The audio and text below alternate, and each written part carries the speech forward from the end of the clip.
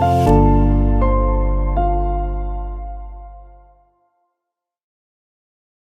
guys, how are you? It's good to see you guys today. And I wanted to go over a couple things with you guys this week and really leading through change and uncertainty.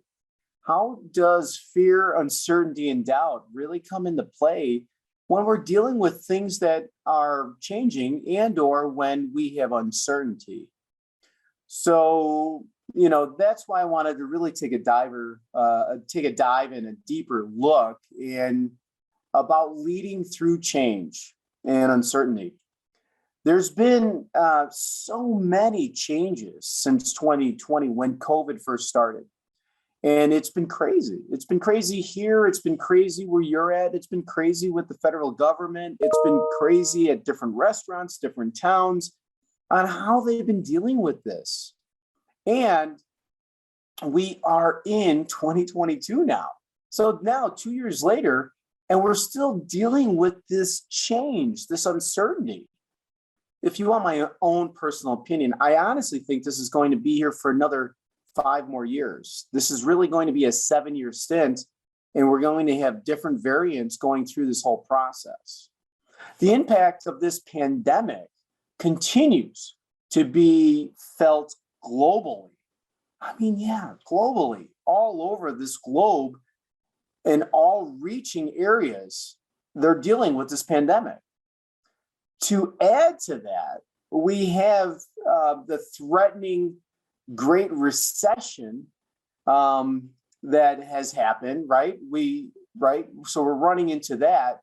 And we have resignations also that are happening. The skills, the shortages that we have for human capital, and the majority of organizations moving to a hybrid working model, right? Originally, people thought everyone would be coming back to the office. In most cases, people are working from home, which is great. And if they aren't already doing it, it's not surprising that most leaders wanted assistance with how to lead and manage during these times of crisis and change. So it's been pretty interesting for us. So how can you be the best leader that you can possibly be with your people with so much uncertainty and change out there? Well, Darwin said it best. And when he went into this, he had this quote: "It is not the most intellectual of species that survives. It's not the strongest that survives either, but it is the one that is able to adapt and to adjust best to the changing environment in which it finds itself."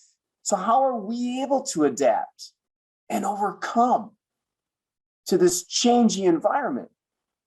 See, we have to really look at the positives.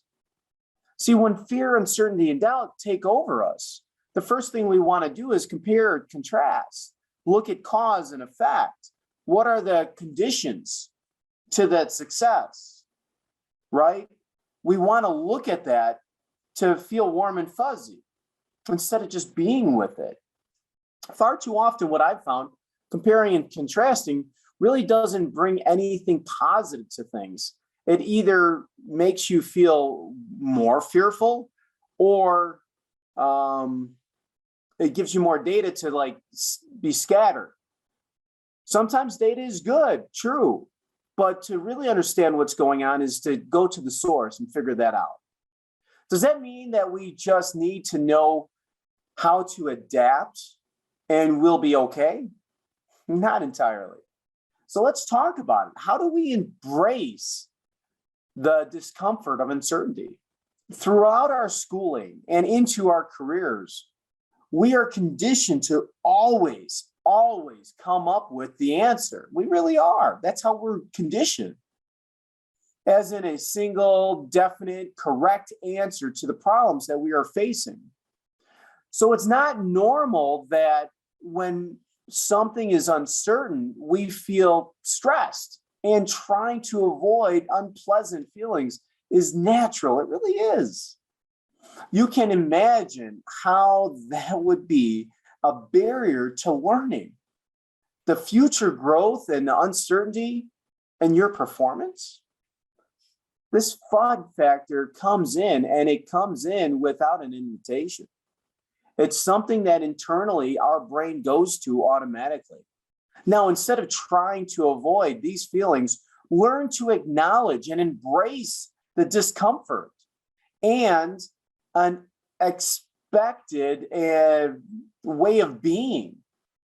And the normal part of learning is this process. It really is. How can we really embrace it? How can we embrace change and uncertainty? When I tell you it's going to be another 5 years that we're dealing with this COVID thing, I'm not joking. Statistically, it shows that things do last in 7-year cycles. And something like COVID, a pandemic, this will be around for the next 7 years, or next 5 years, I should say, total 7 years. But by being or doing as a leader, being a leader and doing this as a leader, you are shifting your mindset from a know-it-all to learn it all. Yeah, we're learning. As a leader, we're learning how to cope, how to deal with this uncertainty and change. And when you are, start talking and thinking of how can I learn such and such, you'll be able to embrace the change and discuss and think of solutions. See, we can go into problem space and look at problems, or we can go into solution space. I am one, and my team is one, that we always go into solution space. True, we can look at a problem and say, what is this problem that we're dealing with? And how do we get to solution space? Right? So there's always a solution somewhere. How do we embrace that? How do we look for that? Is our leadership helping us embrace that change or come up with a solution or give us the information so that we can feel a little bit more at ease? Don't do it alone. Know how many leaders might really feel or isolate as they face the continuous change and the continuous uncertainty that we're faced with in today's society. In this challenge that everybody faces, we're all facing it, and with our families, with our work, with ourselves. Part of the sense of isolation comes from an impact of belief that one might need to solve, and all the issues that are around them. They need to take those issues on one at a time. Hopefully, there's a good team that is around that is handling those types of issues. And as the complexity and the volume of the workload, right, that workload increases personally and in work, our natural tendencies is to double down on our focus and our energy and our individual efforts that we're putting forward. When facing relatively short-term challenges, we know solutions. We've dealt with these types of solutions. This can be an effective strategy being in solution space, not in problem space. I like always saying, get out of the problem space as soon as possible and get to solution space. Because in that solution space, there is no longer FUD, fear, uncertainty, and doubt. However, when facing challenges where the full scope of issues and solutions are unclear, it can be a disaster. Instead of this being like when it's important to cultivate and to practice and to be intentional and intentionally reaching out to your network and beyond insight and perspective. Do we have that mentor? Do we have that leader? Do we have that one-on-one that we're doing each and every week with our team to really understand what's going on? And is that information being conveyed as well? True, some of our answers won't be answered because it's irrelevant. or it's not even in our purview. I've dealt with that in the past, and it happens. There is an inherent limit to each of us regarding what we can know and our ability to have an objective perspective on any given situation. Some situations we don't have the knowledge, awareness, or education for, and we need that. That's where we throw ourselves into that ignorance of lack of knowledge, education, and awareness. So it's best to educate ourselves and get that knowledge as much as possible so that we feel that certainty as we're stepping forward onto a solid foundation. Yet we can exponentially expand our knowledge and exponentially expand our perspective by cultivating and connecting with a network of peers and colleagues, especially at work or our family, each with their own set of experiences and perspectives. So understand that as we're broadening that out, how are we getting the rest of our team involved? And how are we sharing that best case scenario of understanding where we're at? And do we really need to know certain things now, or do we need to know it later on down the road? Or is it even relevant? What are some of the successful organizations? What are they doing, right? Are we benchmarking with those other organizations? I know I am.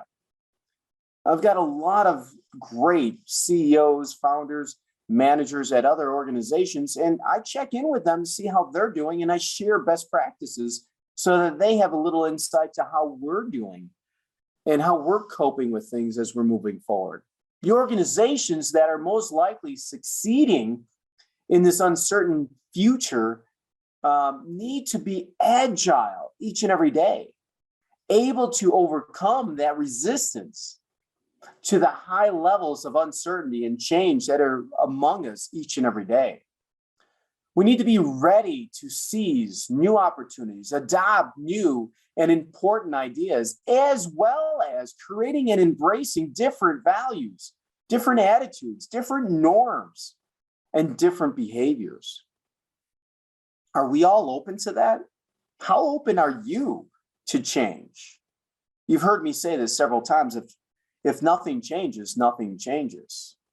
Leaders need to increase their level of communication to get rid of the fear and the anxiety by addressing the associated shock and the resistance and the confusion and the possible stress of associating with ongoing uncertainty and change. Their aim is to move the team members along the change curve toward the more desired reactions of problem solving. There's acceptance that happens. There's an openness and a learning in order to avoid the disengagement that goes along with the FUD, the fear, uncertainty, and doubt. And a fall in productivity could happen as well. So when you're looking at change management, how do you take all this into effect? How do we actually work on this one by one? Is your whole team involved? See, crisis management comes in as well as agile leadership. You know, me being a servant leader, one who serves our people with an inverted triangle, that really helps a lot. Being there to be a stand for each of our individuals. During times of uncertainty and change, those leaders and the organizations who succeed, and they succeed to tend to be able to embrace the change as an opportunity presents itself, or to create a new vision or a new strategy to take you into the future, to that desired state. Improving the processes that we all have come to know, seeking new markets, identify new areas for greater productivity, and viewing change as an opportunity to learn and evolve. This is where opportunity cost comes in, and every organization has that opportunity. Are we embracing that?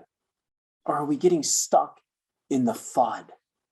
Such leaders and companies will often buck the trend and witness an increased productivity improvement and an improvement in employee engagement with a renewed sense of pride and ownership.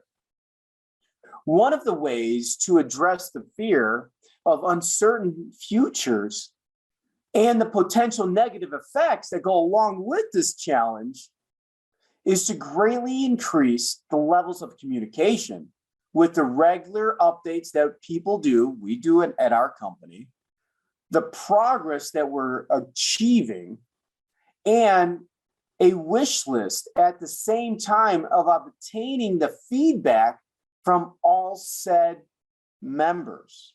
Are we having that open dialogue? Are we asking for information? Are we asking for people's questions as we go through these uncertain times of COVID or just change overall, going from one year to a new year, right? So we have a new year, a new budget, right? New people coming in, maybe new modes of revenue coming on board.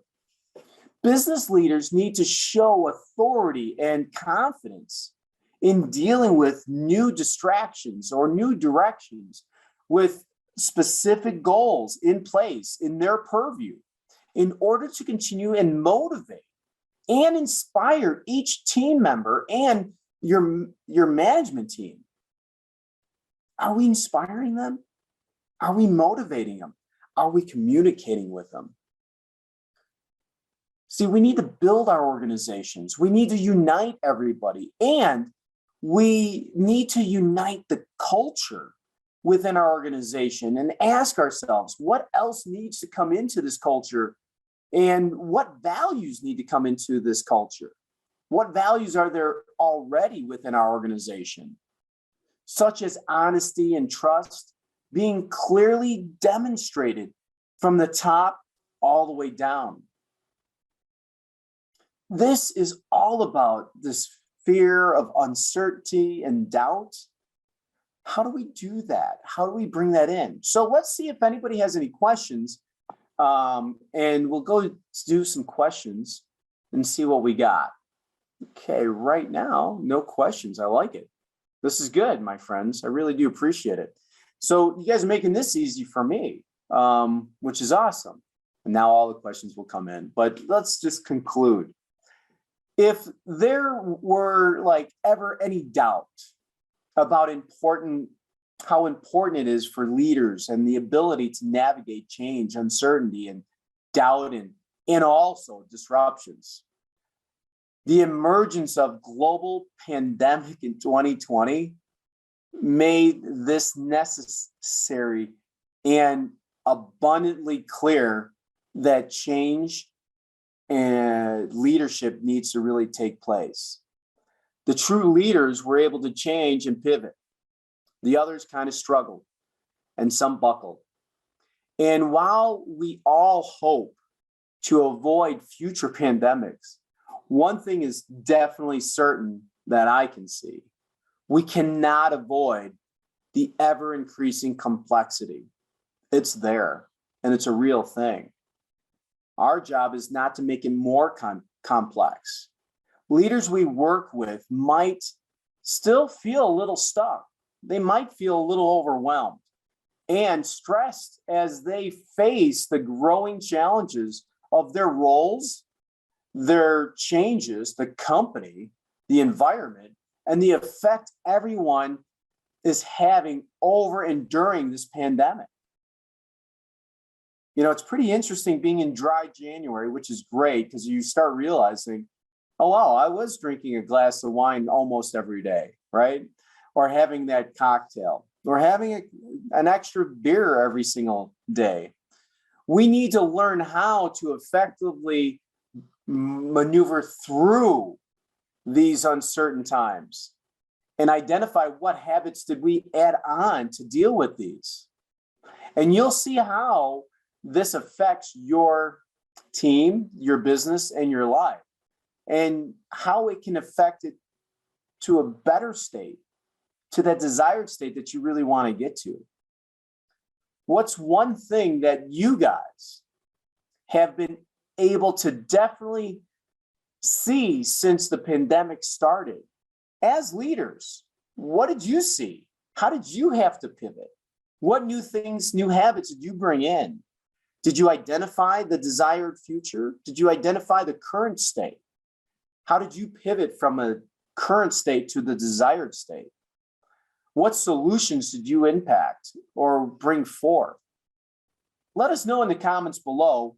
And thank you again for meeting with us today for Jim Becker Live. Really do appreciate you guys being here. Thank you very much. Have a blessed week. And I'll get to your comments as we go forward as well. Thank you. Bye-bye.